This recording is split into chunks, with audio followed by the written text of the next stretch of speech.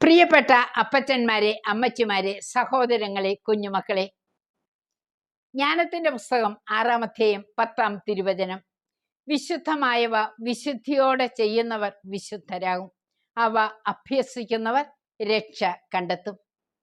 നാം രക്ഷ പ്രാപിക്കുവാൻ ജീവിത വിശുദ്ധിയാണ് ഏറ്റവും കൂടുതൽ ആവശ്യം.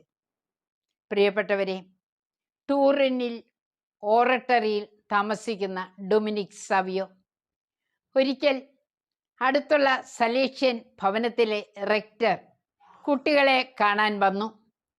അവർ എന്തൊക്കെയാണ് തങ്ങളുടെ ആവശ്യമെന്ന് ഒരു കടലാസിൽ എഴുതി തരാനാണ് അദ്ദേഹം നിർദ്ദേശിച്ചത്. പലരും എഴുതി കളിപ്പാട്ടം വേണം, പുതിയ ഉടുപ്പ് വേണം, കേക്ക് വേണം.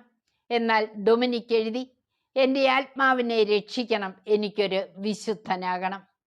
സ്നേഹമുള്ളവരെ, ജീവിതം കൊണ്ട് വിശുദ്ധിയിലേക്ക് മുന്നേറാൻ ആ കൊച്ചു ബാലന് കഴിഞ്ഞു. ഒഴിവ് സമയങ്ങളിൽ കൂട്ടുകാരോട് രസമുള്ള കഥകൾ പറഞ്ഞ് അവരിൽ സത്യം, നീതി, വിശുദ്ധി തുടങ്ങിയ ഗുണങ്ങൾ സ്ഥാപിക്കുവാൻ, അവരെ അഭ്യസിപ്പിക്കുവാൻ ഡൊമിനിക് പ്രത്യേകം ശ്രദ്ധിച്ചിരുന്നു.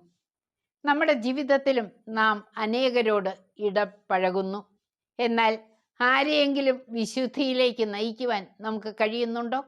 ആത്മശോധന ചെയ്ത് നമ്മെ തന്നെ ഒന്ന് ക്രമീകരിച്ചാലോ, അതിന് പരിശ്രമിച്ചാലോ ഈ സന്ദേശം വിശുദ്ധി സ്വന്തമാക്കുവാനും മറ്റുള്ളവരെ വിശുദ്ധിയിലേക്ക് നയിക്കുവാനും നമ്മെ സഹായിക്കട്ടെ.